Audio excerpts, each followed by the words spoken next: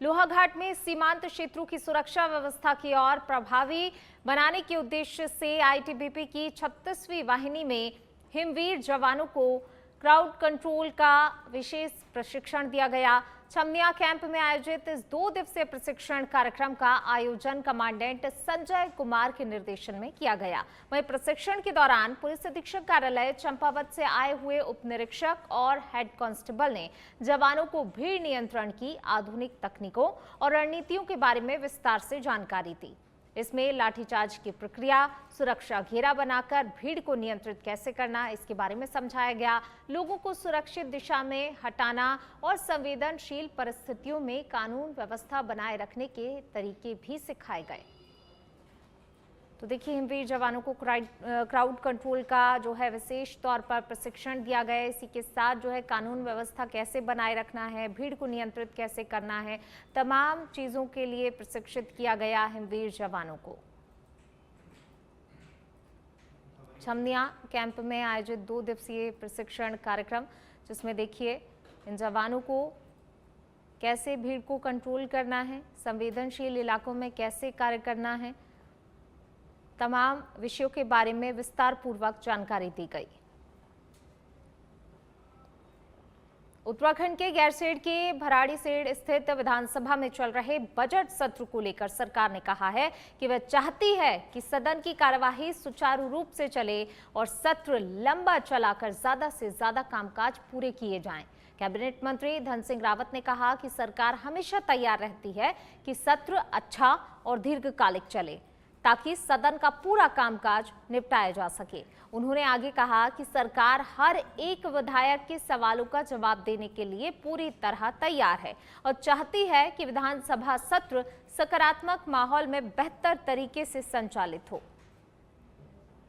हम तो हमेशा तैयार रहते हैं कि सत्र अच्छा चलना चाहिए, सत्र दीर्घकालिक चलना चाहिए और जितना जो है काम काज होगा उसको पूरा हम लोग करेंगे और हम एक एक विधायकों के जवाब देने के लिए भी तैयार रहते हैं। हम चाहते हैं कि सत्र। चलिए बढ़ते हैं आगे बात अगली खबर की। उत्तराखंड की ग्रीष्मकालीन राजधानी गैरसैंण स्थित भराड़ीसैंण विधानसभा में चल रहे बजट सत्र के चौथे दिन विपक्ष ने सत्र की अवधि बढ़ाने की मांग को जोर शोर से उठाया।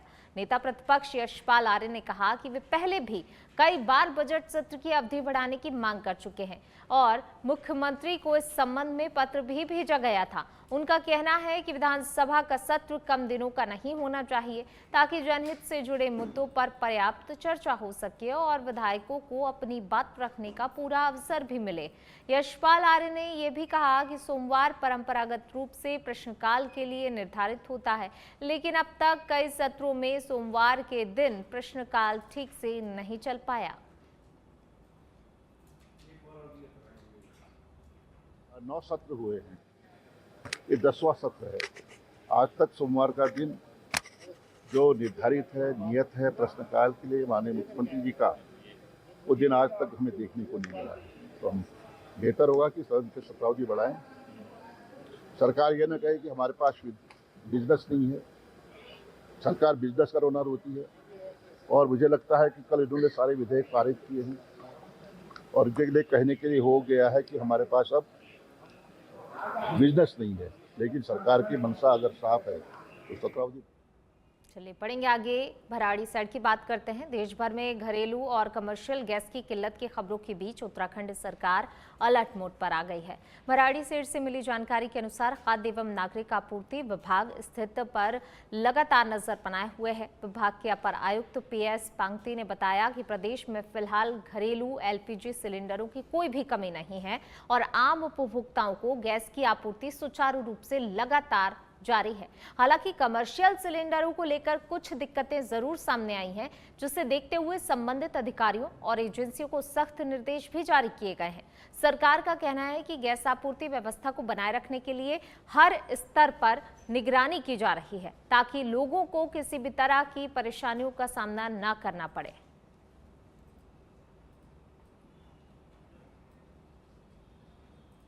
के तहत इसको ले लिया गया, जैसा आप लोग जानते हैं एसेंशियल कमोडिटी एक्ट के अंतर्गत में, और भारत सरकार की ओर से भी गाइडलाइंस आ गई हैं, उसमें गजट नोटिफिकेशन आया है और शासन की ओर से भी समस्त जिलाधिकारियों को ये निर्देश गए हुए हैं कि कोई भी यदि कोई जमाखोरी करता है या उसको संग्रह करता है अतिरिक्त, तो उसके खिलाफ जो है कार्रवाई की जाएगी। उसके खिलाफ फिर जो एक्ट है जो आपने बोला आवश्यक वस्तु अधिनियम के अंतर्गत, उसके अंतर्गत कार्रवाई की जाएगी। ये डायरेक्शंस दे दिए गए हैं और मैं तो सिर्फ यही कहना चाहूँगा कि घरेलू गैस की चूँकि कोई समस्या नहीं है और सभी लोग क्योंकि इस तरह की स्थिति में कोई ऐसी स्थिति वो न करें जिससे कि उनको। उत्तराखंड सरकार ने इस बार प्रस्तुत बजट में महिलाओं को सशक्त बनाने के लिए महत्वपूर्ण प्रावधान किए हैं। सरकार का कहना है कि महिलाओं के विकास और उनके कल्याण के लिए बजट में विशेष ध्यान दिया गया है। तो वहीं विपक्ष ने इस पर सवाल उठाए हैं और आरोप लगाया है कि महिलाओं के लिए ये बजट तो अच्छा है, लेकिन इसका उद्देश्य आगामी चुनाव को प्रभावित करना भी हो सकता है।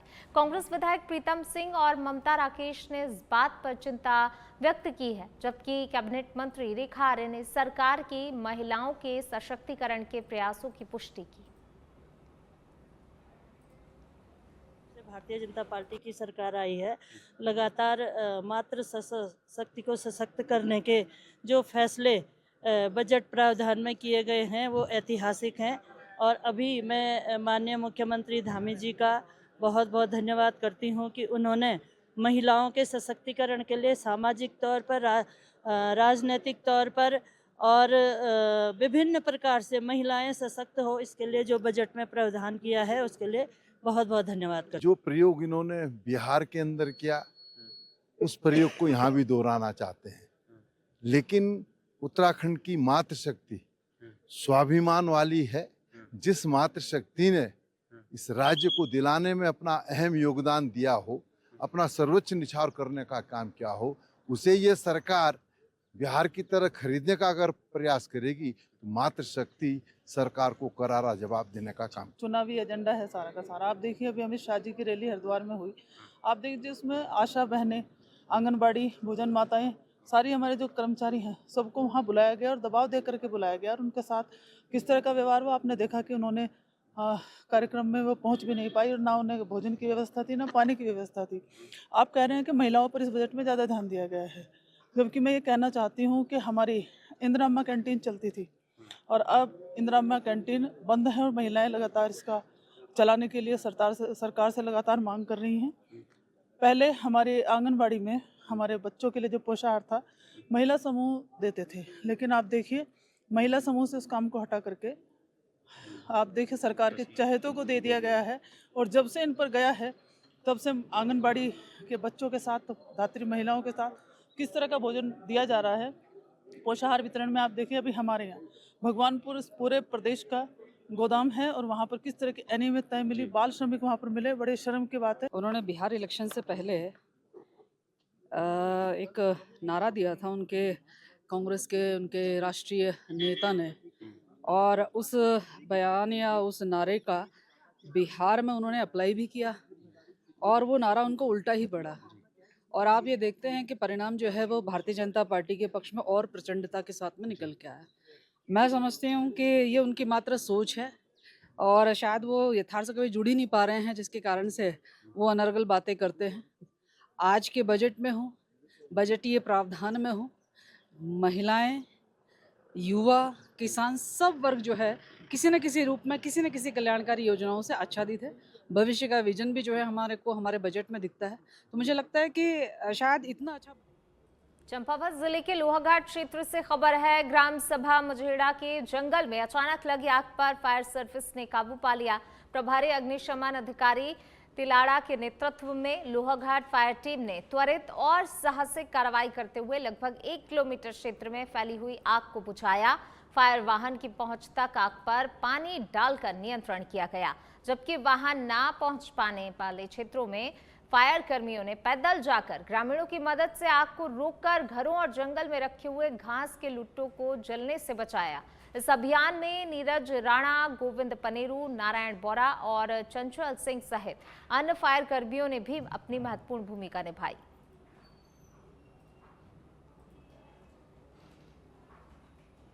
मझेड़ा ग्राम सभा में आग लग गई थी जंगल में। तुरंत फिर फायर ब्रिगेड वालों को हमने फ़ोन किया, वो तुरंत पहुंच गए थे आधे घंटे के अंदर।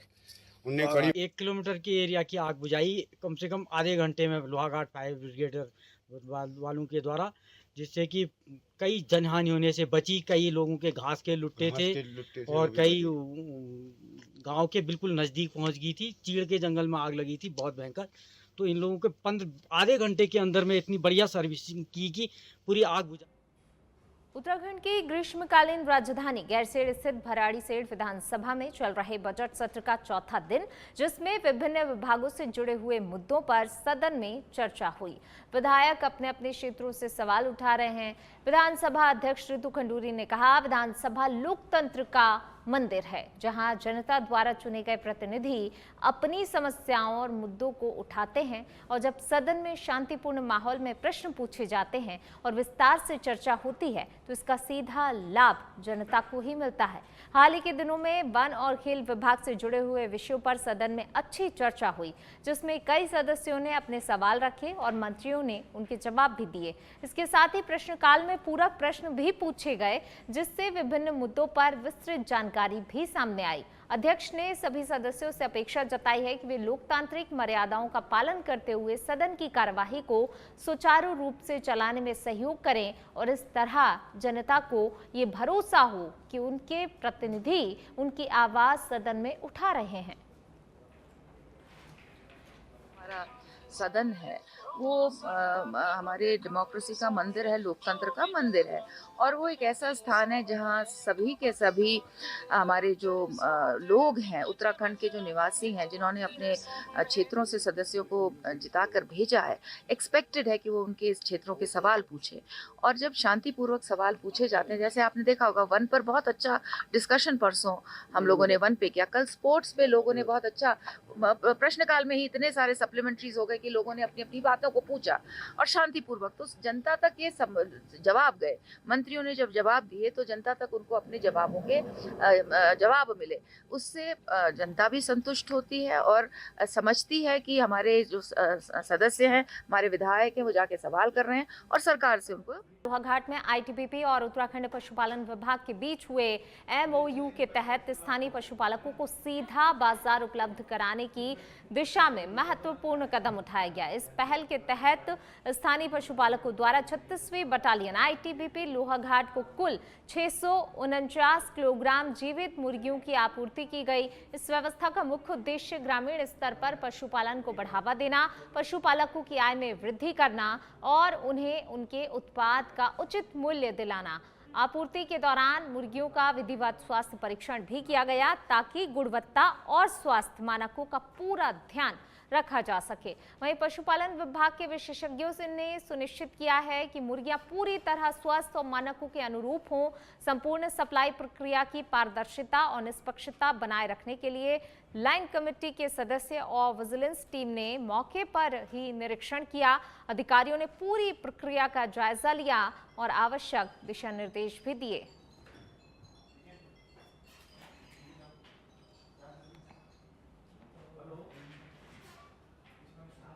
चलिए बढ़ेंगे आगे, बात करेंगे अगली खबर की। उत्तराखंड में पिछले लंबे समय से ऐसे कई स्थान हैं जहां पर जिले की मांग होती रहती है। उन्हीं में से एक है जिला उत्तराखंड का बड़ा जिला उत्तरकाशी। इसको तोड़कर एक नए जिले की मांग लगातार उठती रहती है और इसी मांग को एक बार फिर से पुरौला विधायक दुर्गेश्वर लाल ने उठाया है। दुर्गेश्वर लाल ने विधानसभा सत्र के दौरान उत्तरकाशी के कुछ स्थानों को छोड़कर एक नया जिला बनाने की मांग विधानसभा में रखी और साथ ही उन्होंने उम्मीद जताई है कि जल्द ही ये मांग पूरी भी होगी।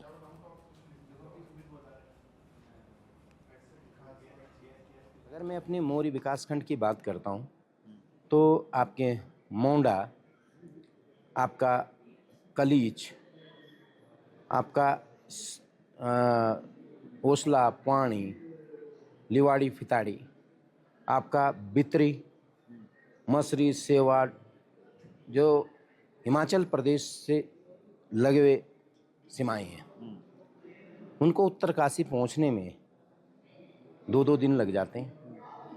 और अगर प्रशासनिक कार्य हो, आपको पता ही है क्योंकि मुख्यालय से सब चीज़ें होती है, जिलाधिकारी मुख्यालय में बैठता है और सब चीज़ें जो है, और आज तक यही समस्या रहती थी क्योंकि राड़ी घाटी में कई बार जो है जब हिमपात होता था या कई अन्य कारण रहते थे तो लोग जो है अपने जो जनित के कार्य हैं उनसे वंचित हो जाते थे और क्षेत्र के लोगों का कई समय से हमारे जो पूर्वज हैं, जो समाज सेवी है, सब लोगों की ये एक डिमांड थी कि रवाई घाटी को एक पृथक जनपद के रूप।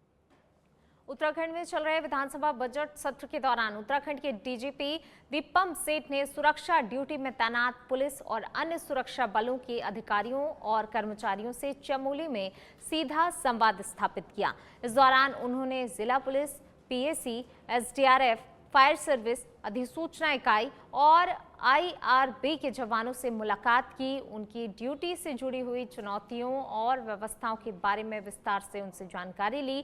डीजीपी ने जवानों का मनोबल बढ़ाया और बढ़ाते हुए उनकी सराहना भी जमकर की और भविष्य में भी इसी तरह से कर्तव्य निष्ठा के साथ कार्य करने का आह्वान भी उन्होंने किया।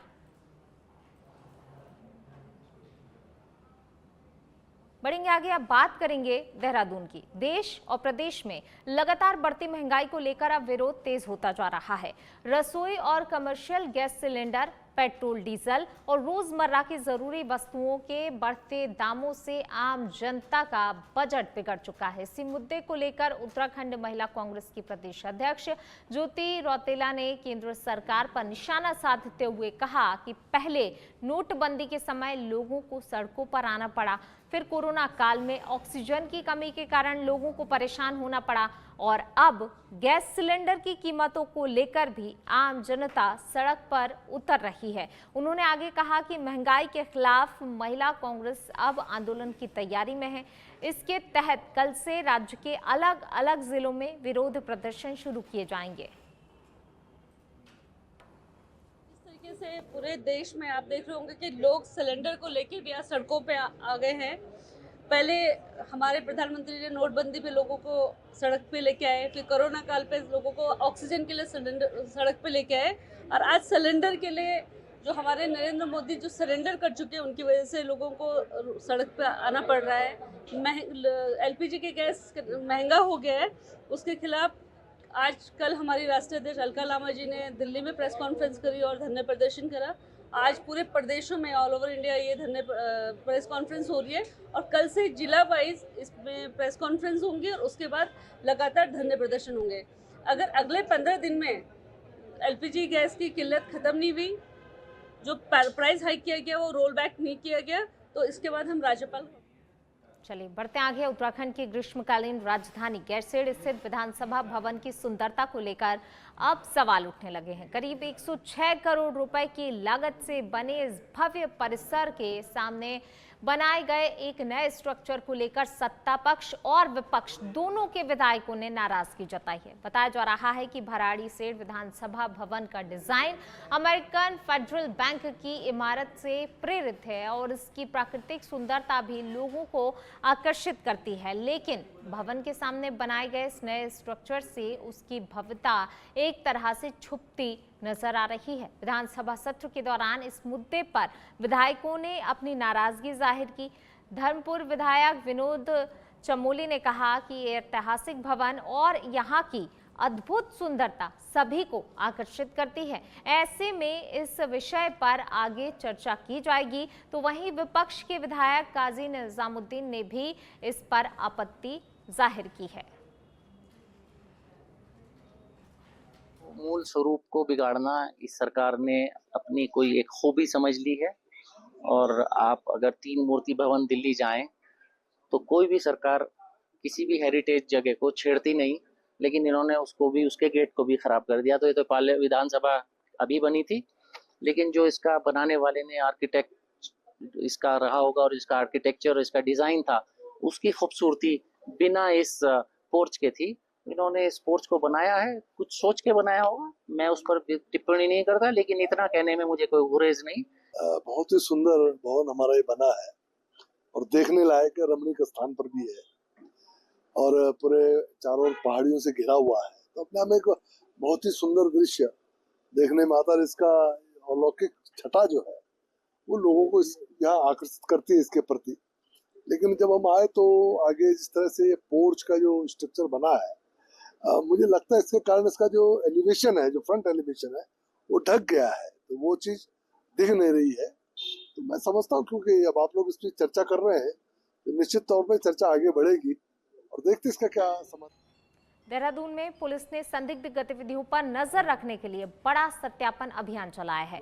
पुलिस अधीक्षक नगर के नेतृत्व में Patel Nagar police, SOG, ANTF और डॉग स्क्वाड की संयुक्त टीम ने कोतवाली पटेल नगर क्षेत्र में आईएसबीटी के पास स्थित एमडीडीए फ्लैट्स परिसर में व्यापक स्तर पर कार्रवाई की। अभियान के दौरान पुलिस ने कुल 180 लोगों का सत्यापन किया, तो वहीं किराएदारों का सत्यापन नहीं कराने वाले 15 मकान मालिकों के खिलाफ 83 पुलिस एक्ट के तहत कार्रवाई करते हुए उन पर करीब 1,50,000 रुपए का जुर्माना भी लगाया गया। इसके अलावा परिसर में संदिग्ध रूप से रह रहे 22 लोगों को धारा 172 बीएनएस के तहत हिरासत में लेकर पूछताछ के लिए थाने लाया गया। वहीं नियमों का उल्लंघन करने वाले 35 लोगों का 81 पुलिस एक्ट के तहत चालान करते हुए 8,750 रुपए का जुर्माना भी वसूल किया गया।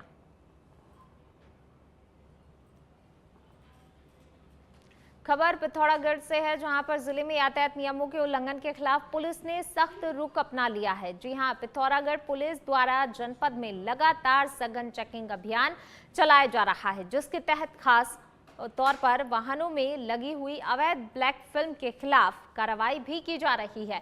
पुलिस टीम विभिन्न स्थानों पर वाहनों की जांच कर रही है, नियमों का उल्लंघन करने वालों के चालान काट रही है और उन्हें यातायात नियमों का पालन करने के लिए जागरूक भी कर रही है। पुलिस अधिकारियों का कहना है कि सड़क सुरक्षा को ध्यान में रखते हुए ये अभियान लगातार जारी रहेगा और नियमों की अनदेखी करने वालों के खिलाफ सख्त से सख्त कार्रवाई की जाएगी।